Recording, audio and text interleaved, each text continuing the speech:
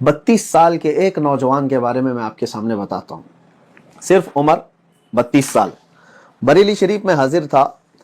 وہاں مجھے جس نوجوان کے متعلق آپ سب کے سامنے ذکر کرنا ہے، پہلے توجہ سے سن لیں. ایک ایسا نوجوان ہے جس کو بھارت گورو رتن سے نوازا گیا ہے 2023 میں، صرف 32 سال کی عمر میں. کس وجہ سے؟ مستقل وہ مریضوں کے لیے خدمت کر رہا ہے، مستقل طور پر بیواؤں اور یتیموں کے لیے کام کر رہا ہے جو اس کی استطاعت بن پڑے.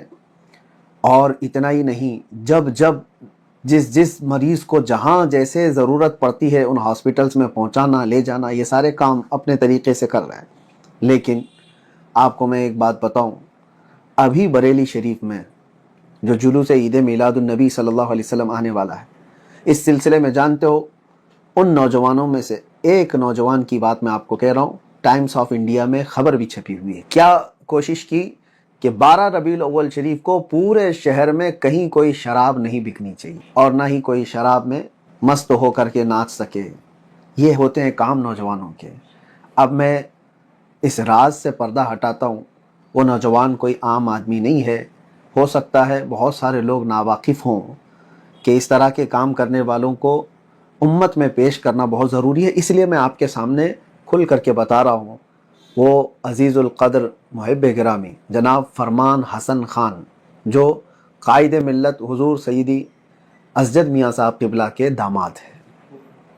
32 سال کی عمر میں آپ کو حیرت ہوگی کہ گورنمنٹ آف انڈیا سے کارپوریٹ افیئر منسٹری نے ایوارڈ سے نوازا. صرف یہ ایوارڈ ہو سکتا ہے دنیاوی اعتبار سے لوگ یہ سمجھ رہے ہوں بھارت گورو رتن ایک ایوارڈ ہے، لیکن مجھے حیرت اس وقت ہوئی کہ بہت سارے لوگوں کو ایوارڈ تو دیا جاتا ہے، بہت سارے لوگ ایوارڈ لیتے رہتے ہیں، لیکن آپ کو پتہ ہے کہ 2025 کے U P S C board کے ایگزام میں، U P S C board آپ جانتے ہیں پورے انڈیا کا یہ سب سے بڑا امتحان ایگزام ہے جس سے بڑے بڑے آفیسر بنتے ہیں.